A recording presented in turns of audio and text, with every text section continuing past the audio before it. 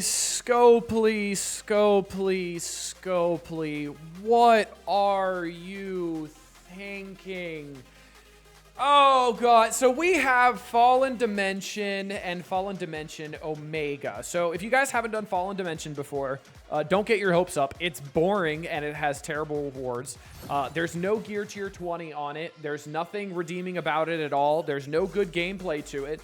But fear not, we have Fallen Dimension Omega. And it's really hard, but there's one problem with it. It's fucking paywalled. Are you kidding me? A week and a half after they said, oh, we don't want to paywall content. You're literally paywalling content behind having 5 Vigilante. Why is that the thing? You literally just said you didn't want to paywall content, and then the first thing you do with new gameplay is paywall it. And then I saw the argument of some people saying, hey, but that's what the original Fallen Dimension is for.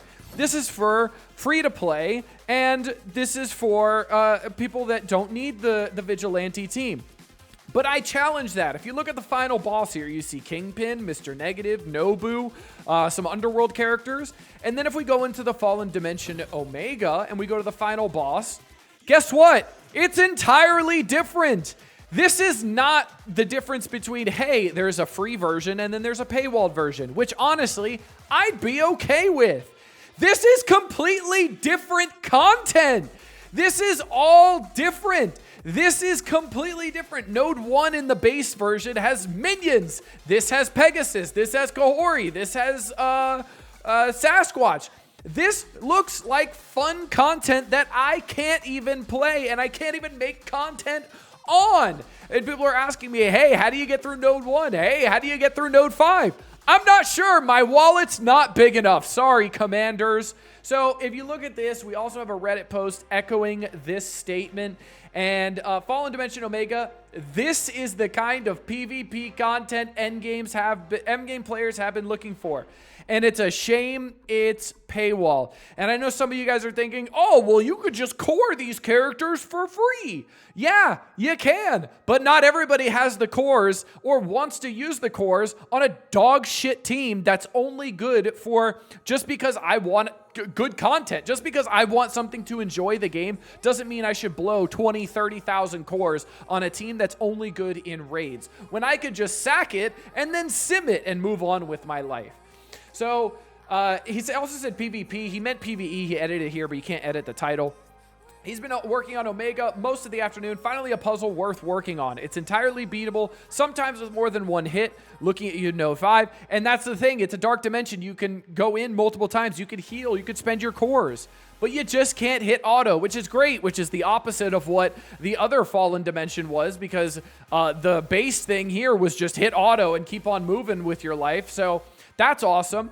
And then you see here, the meager rewards aren't game-changing if you can't beat it, but they do incentivize you to try. And I think this was the issue that they had with the Cataclysmic Dimension, because the rewards were non-existent. It was just a skin that no one really cares about for Thanos that looked terrible. But this is rewards that people want, and it pushes you higher in the leaderboard event.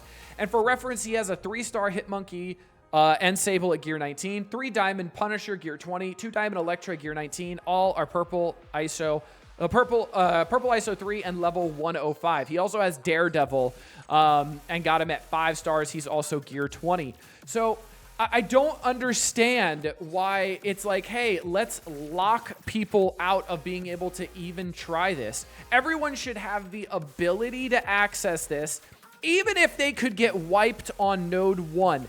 And I am a firm believer of this. If I'm going to get my teeth kicked in on Node 1, at least let me go in and experience that for myself and go, hey, this content's not for me. Or I go, hey, you know what I could do? Maybe I'll want to upgrade some of my Vigilante characters to gear 20 a little bit faster. Maybe I'll throw $20 on an offer. Maybe I'll get some gear 20. Maybe I'll build Daredevil or Silver Sable instead of building Lalandra first, so I can get through this content and do a little bit better on the leaderboards. But no, they gate it behind having the newest characters unlocked. And it's not even like they've been unlocked free to play yet. I literally only have Daredevil in my account right now, and that's the only Vigilante character I have. And we'll go in game and look at it. Like, I literally only have one Vigilante character. Where the hell are the Vigilantes? There they are. I have one of them free to play. Silver Sable's at 15 out of 100, and Hitmonkey literally just came out. Now, what they could have done is they could have ran this event for more than just 5 days so that we could actually have a chance to unlock it, and it's something we look forward to. Maybe we get an RNG orb and get lucky, or maybe we get to the free-to-play version, and guess what? We have Hitmonkey unlocked, we have Silver Sable unlocked, and now we can play the content that they want to pay gate, even though they said they don't want to pay gate content. So, I don't know. I don't get it. I think it's absolutely stupid. I think it's just dumb and just unintuitive and just gating me out of playing content that actually looks fun. So great job, Scopely. Really, really strong start there right after you said we don't want to pay gate content. Next up, we've got Overpowered. That's right. They're not getting rid of it. They're doubling down and putting it in PvE content. And guess what? They're putting it in the PvE content that means the most. Showcases and Blitz. Just kidding. Yeah, they're just putting it in Showcases and Blitz right now, but I fully expect this to come to raids. I fully expect this to come to things like Pocket Dimension.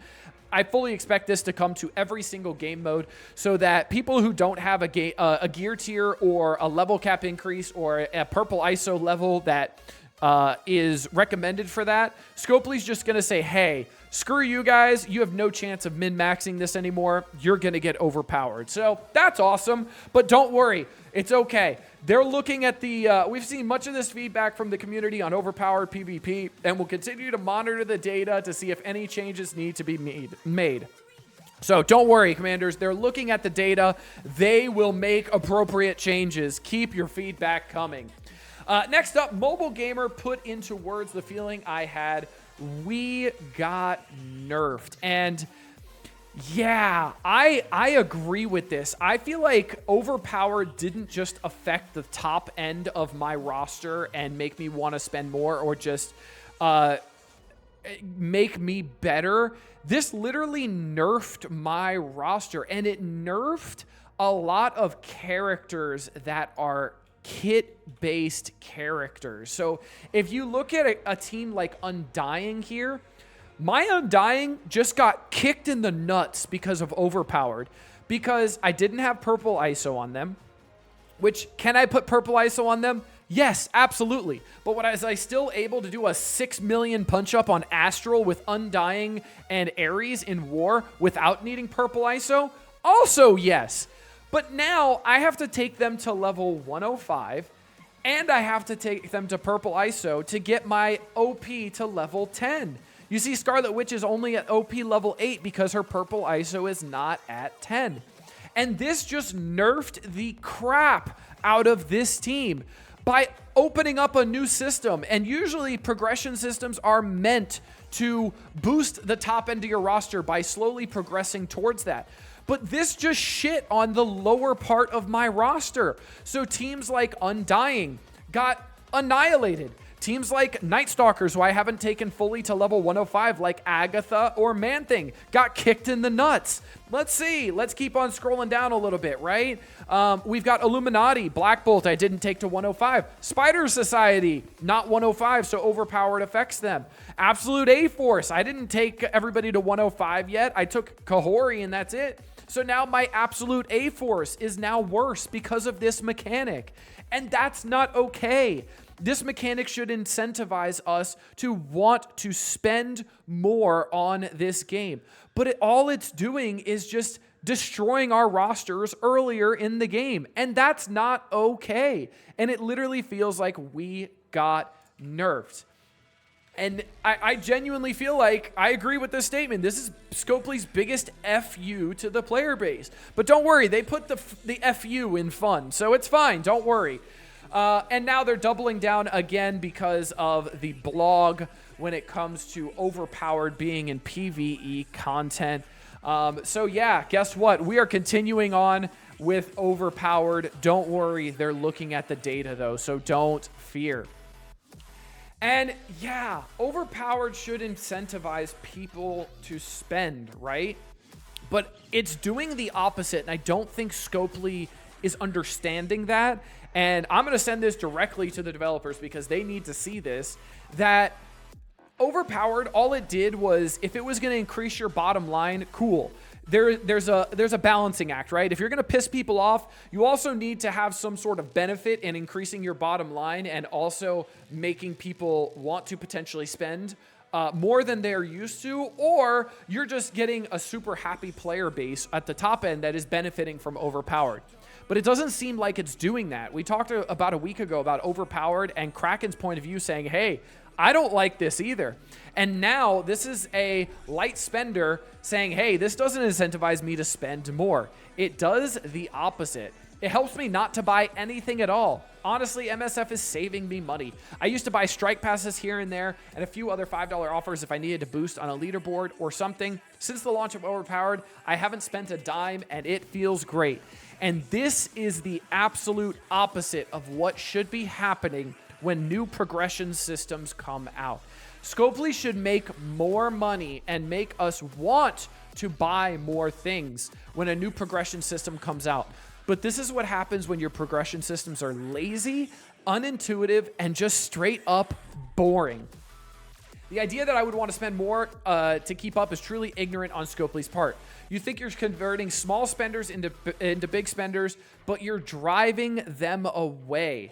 Because I know I'm not willing to spend what Kraken's do in order to stay ahead. And if I were to continue light spending, it wouldn't help me in any way with Overpowered.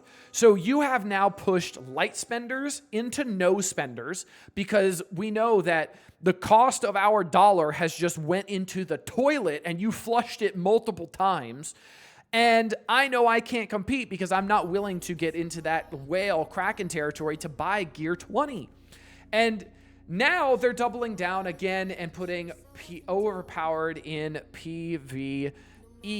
And that's just insane. And it's the nail in the coffin for this player. And that's sad to see. Somebody who wants to spend on the game buys the passes just like me. I like passes. Passes are great, especially when people donate to me and give me the passes. That's awesome. And they had great value in those. But unfortunately, if there's no Gear 20 in that, it doesn't help you boost your rank in Overpowered. So why would I want to even consider it? It's not worth it to me at all. And now the other bottleneck is training mats. And I have a great place for you guys to get training mats. And that's in achievements. That's right. Yay, I collected 296 characters. That's right, 296 characters. That's a pretty big achievement in the game. I wonder what my reward is. 2 training mats. 2. 1 + 1. Deuce. Zwei. It is a big joke. Are they mentally insane? I play your game for over 3 years, and the reward I get for collecting nearly 300 of your characters is 2 individual pieces of training mats. And if we look in game, you could definitely see that the achievements are extremely antiquated and old. Like, if I unlock my 321st character, I get 2 training materials, which is the equivalent of 20,000 gold, by the way. I get 25,000 gold. Don't worry, I'll get the gold to actually be able to spend those training mats. And then I get 20 power cores. You even see here, 5,000 battles in arena. I've been playing this game for almost 5 years, and I don't have this, but don't worry, I'll get some Hulk shards, everybody. So, yeah, this system is very antiquated, and this needs a big boost because this is something that's evergreen in the system, but these rewards, they just suck. Even at 1,800 days played, I need 106 more. I get 300 power cores and 15,000 gold orb fragments. So I get 7.5 gold orbs and less than a day's worth of arena payout. Wow, can't wait to get there, right? So I think achievements need a big overhaul as well. And I'm also going to give them that feedback because I think achievements are just not worth it at all. Hopefully they have a plan to update those. Hopefully they're going to keep continuing looking at the data for Overpowered, and they just realize that they just came up with a terrible, terrible process, and they go back on it. And I really hope that this pocket dimension that they are doing is not the future of not paywalling content, right? Because whether we like it or not, this content is paywalled, and this is not good for the game, especially about a week and a half after them saying, hey, we're never going to paywall content. That's not what we're going to do. But then they turn around and do it immediately, which I think is just terrible. So hope you guys enjoyed. Until next time, this has been Duelim. Later, MSFers.